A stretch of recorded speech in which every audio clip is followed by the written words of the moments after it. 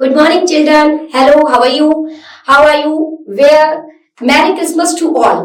Means ये time जो कैसा चल रहा है, मैंने आप लोगों को मैरी क्रिसमस क्यों बोला? ये दिसंबर और जनवरी का ऐसा टाइम होता है जब हम बहुत ज्यादा चीजों को एंजॉय करते हैं, विंटर एंजॉय करते हैं। और इसी विंटर सीजन में हमारा एक आता है क्रिसमस।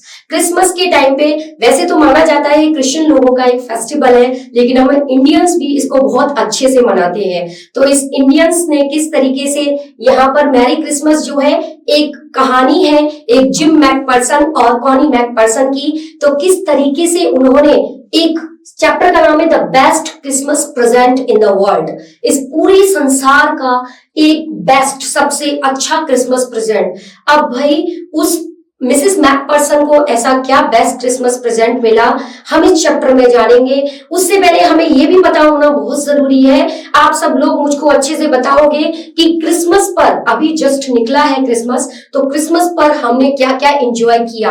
भाई ऐसा बोला जाता है क्रिसमस पर यह ट्रेडिशन है कि सेंटा आते हैं और सेंटा हमारे लिए ब्यूटीफुल गिफ्ट लेकर आते हैं, और हम रात में कोई विश मांगकर सोते हैं और जब सुबह उठते हैं मॉर्निंग में तो वो हमारी विश पूरी हो जाती है। जो हम चीज मांगते हैं वो चीज हमारे पास आ जाती है। और हम इंडियंस में क्या है, हमारे सेंटा कौन है? हमारे पेरेंट्स। हम जो भी उनसे मांगते हैं वो हमें पहले से ही वो लाकर दे देते हैं, वो हमारी विश जानते हैं कि हमें किस चीज की नीड है। तो इसी तरीके से सेंटा एक तरीके से हमारे पेरेंट्स को इंडिकेट करते हुए बताया जाता है कि किस तरीके से एक सेंटा हमारी लाइफ में इंपॉर्टेंस रखता है, वैसे ही पेरेंट्स हमारी लाइफ में कितना इंपॉर्टेंस रखते हैं। तो इस चैप्टर को स्टार्ट करते हुए आगे बढ़ते हैं कि किस तरीके से इसमें सेंटा की जगह उस मिसेस मैकपर्सन को कैसे गिफ्ट मिला। Yes, this chapter is started from there. I spotted it in a junk shop. अब यहाँ पर एक राइटर, जहां जहां आई का यूज हो रहा है, इट मीन्स राइटर जो है वो अपनी बात कर रहा है।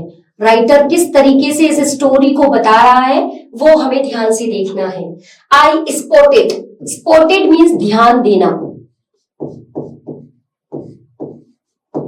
मैंने ध्यान दिया किस पर? एक जंक शॉप। जंक शॉप होती है एक कबाड़े की दुकान।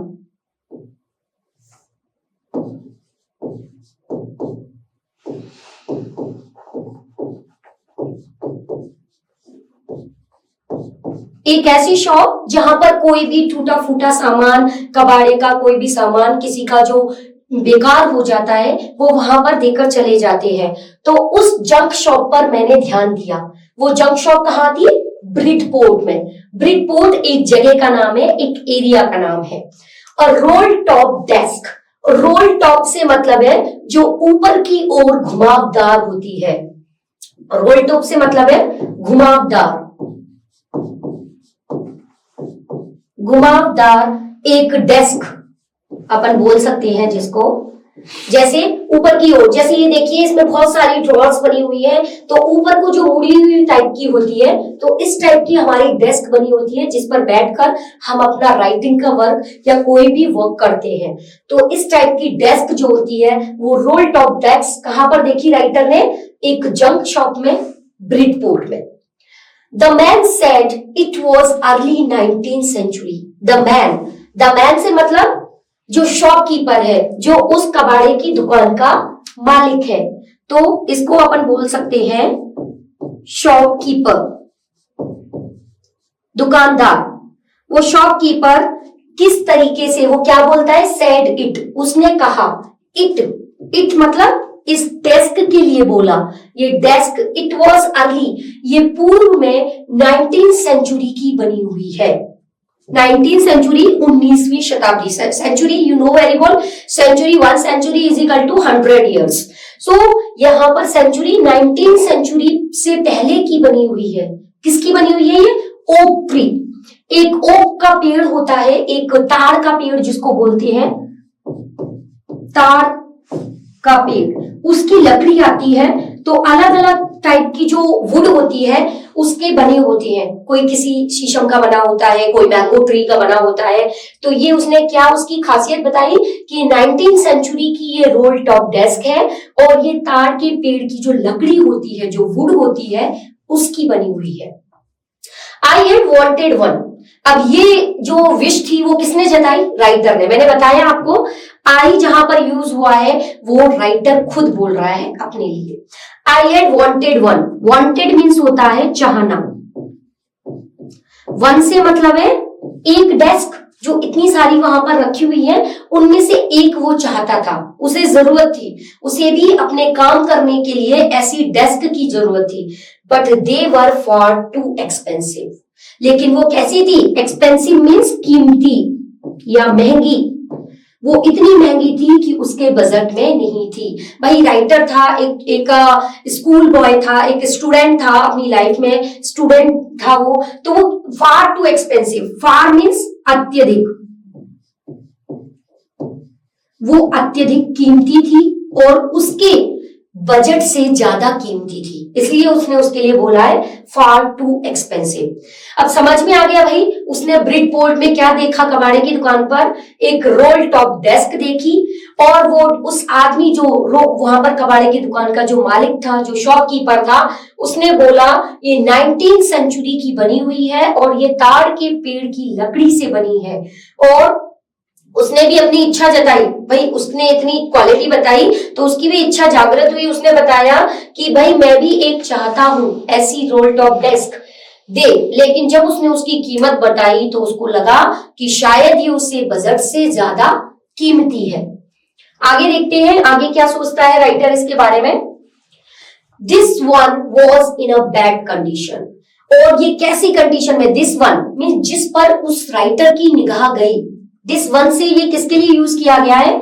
उस डेस्क के लिए। वो डेस्क एक बैड कंडीशन में थी, बैड कंडीशन से मतलब है बुरी स्थिति, एक बुरी स्थिति में थी, ऐसी स्थिति में नहीं थी कि हम उसको आराम से घर ले जाके और डायरेक्ट उसका यूज कर सके। अब उसमें क्या क्या कंडीशन बेकार थी वो इसमें बताया गया है। The role top in several pieces, several means होते हैं बहुत सारे,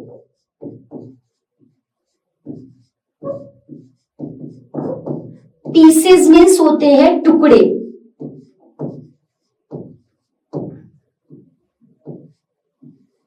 उसने क्या बताया कि ये जो रोल टॉप डेस्क थी वो बहुत सारे टुकड़ों में बटी हुई थी।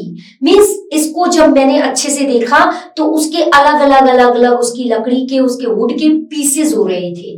वन लेग क्लमजली मैंडेड, और उसका वन लेग जो था, भाई 4 लेग्स होते हैं किसी भी टेबल के, किसी भी चेयर के, यू नो वेरी वेल, तो उनमें से उसका एक वन लेग जो था क्लमजली मीन्स बुरी तरीके से,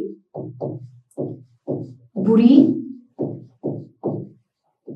तरीके से, मैंडेड मीन्स मरम्मत किया हुआ, मरम्मत किया हुआ। और उसने क्या देखा उसमें? एक और चीज क्या देखी कि इसका एक लेग जो था वो मतलब टूटा फूटा था। मैंने पहले ही बताया कि सेवरल पीसेस में वो डिवाइड हो रही थी किस तरीके से, तो उसका एक लेग बुरी तरीके से मरम्मत किया हुआ था, मतलब उसके लेग को देखकर लग रहा था पहले टूट चुका है और उसके बाद उसमें कुछ ना कुछ कील वगैरह ठोक कर उसको इस्तेमाल किया गया है। जैसे मान लो आपकी कोई ड्रेस फट जाती है या आपके कोई स्लीपर कहीं से फट जाते हैं, कहीं कुछ टूट जाता है, तो हम सीधे कॉबलर के पास जाते हैं, मोची के पास जाते हैं कि भाई इसको कैसे भी मेंटेन कर लो। अभी अभी अपन इतने ज्यादा कॉस्टली ये शू स्लीपर्स वगैरह नहीं खरीद सकते, तो हम कभी कुछ टाइम के लिए उसको मेंड करा के, उसको सिलाई वगैरह करा के यूज करते हैं। यही चीज यहाँ पर वो क्या कर रहा था, वो शॉपकीपर ने क्या करा, उसकी जो टांग टूटी हुई थी, जो लैग टूटा हुआ था, उसको बुरी तरीके से उसकी मरम्मत कर ली, मतलब किसी भी तरीके से उसको जोड़ तोड़ के उसको खड़ा कर लिया। और उसपे क्या हो रहा था? Scorch mark, scorch marks means कहते हैं जले के निशान। मीन्स ऐसा भी लग रहा था उसको देखकर कि वो कहीं ना कहीं से जल चुकी है, और जलने के बाद जो लकड़ी पर, वुड पर जो निशान बन जाते हैं ब्लैकिश टाइप के, वो ब्लैक निशान, वो मार्क्स उस पर बने हुए थे। भाई कितनी बुरी कंडीशन थी उसकी। All down one side, all down सभी नीचे की तरफ थे, एक तरफ, वन साइड से मतलब है एक तरफ। ऑल डाउन मीन्स नीचे की ओर, नीचे नीचे की ओर वो स्कॉच मार्क एक तरफ बने हुए थे and it was going for very little money. और शायद मुझे उसकी कंडीशन को देखकर लग रहा था कि ये मेरे लिए बहुत ही वेरी लिटिल मनी, बहुत ही थोड़े पैसों के लिए होने जा रही है। मीन्स मुझे लग रहा था कि ये इतनी एक्सपेंसिव नहीं होगी, ये मुझे कम पैसों में, बहुत ही कम, बहुत कम मनी मीन्स पैसे या रुपये, ये बहुत कम रुपये में शायद मुझे मिल जाएगी। ऐसा कौन सोच रहा था? राइटर। उसको ऐसा लग रहा था कि भाई इतनी बुरी कंडीशन है उसकी के ऊपर उसके कई सारे टुकड़े भी हो रहे हैं, उसकी वन लेग जो है उसकी किसी तरीके से उसको मेंटेड किया गया है, मरम्मत किया गया है, उस पे जले के निशान भी बन रहे हैं एक तरफ। तो मुझे लग रहा था कि वो कम पैसों में मुझे मिल जाएगी। अब आगे देखते हैं कि भाई उसकी जो सोच थी कहां तक आगे निकली। I thought I could restore it। Restore से मतलब होता है पुनर्निर्माण करना।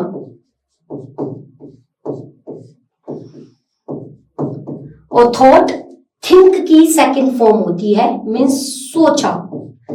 थिंक मीन्स सोचना, और यहां ये सेकंड फॉर्म में चला गया तो सोचा। मैंने सोचा कि मैं इसका पुनर्निर्माण कर लूंगा। इट मीन्स मुझे लग रहा था भाई इतनी बुरी भी कंडीशन नहीं है, मैं किसी भी तरीके से जोड़ तोड़ करके या इसको अच्छे तरीके से इसको रैप करके और इसमें अच्छे से मैंडेड करके मैं अच्छे से इसको रीस्टोर कर लूंगा, इसको पुनर्जीवित कर लूंगा, इसमें अलग अलग चीजें लगा लूंगा। It would be a risk. ये मेरे लिए क्या था? एक रिस्क था। एक रिस्क से मतलब है जोखिम। ये मेरे लिए क्या था? एक जोखिम था। भाई कोई भी रिस्की काम करना, क्योंकि कितनी बुरी कंडीशन थी, मैंने अभी आपको बताई उस डेस्क की, इतनी बुरी कंडीशन, तो उसके लिए उसको पूरी तरीके से सही करना और फिर उसको अपने घर में यूज करना बहुत बड़ा एक रिस्क था। एंड अ चैलेंज, और मेरे लिए क्या थी? एक चुनौती थी। भाई चुनौती क्या थी? चुनौती ये थी कि इतनी बुरी कंडीशन वाली डेस्क को मुझे सही करके सबके सामने लाना था और उसको यूज भी करना था। तो मेरे लिए ये एक रिस्क भी थी और एक ये चैलेंज भी था, एक चुनौती भी थी। But I had to have it. I had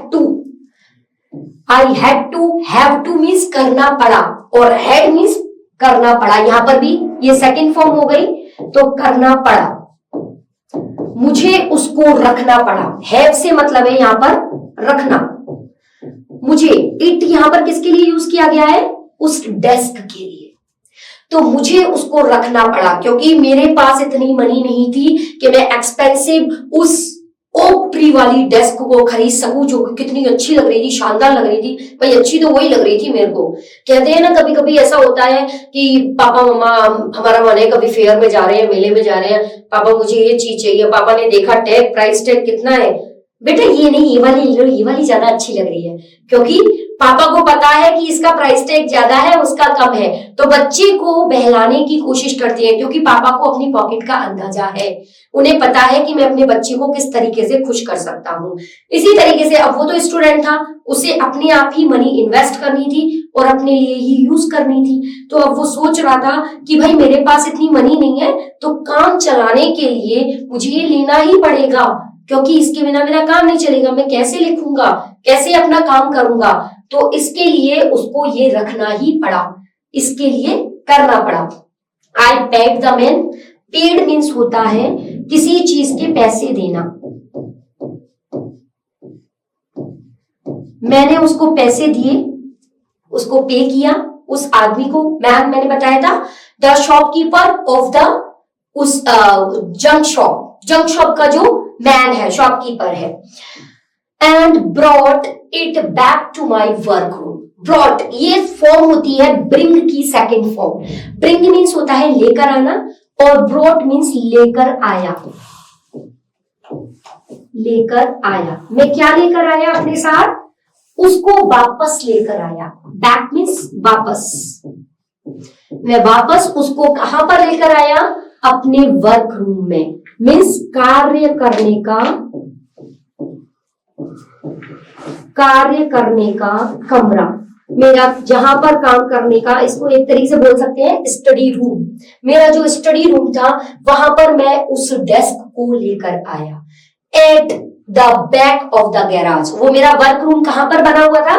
garage की बैक साइड। बैक मतलब पीछे की साइड। यहाँ बैक से मतलब है वापस आना। देखो भाई, दो बैक दे रखे हैं और दोनों का मीन्स बिल्कुल डिफरेंट है। यहाँ ब्रॉड बैक से मतलब है वापस लेकर आना, और इस बैक का मतलब है पीछे। पीछे। अब यहाँ पर लोकेशन बताई जा रही है कि वो मेरा वर्क रूम कहां पर बना हुआ था? पीछे की साइड, गैराज में। गैराज जानते होंगे, जहां पर गाड़ियां वगैरह रखी जाती हैं, गाड़ियां रखने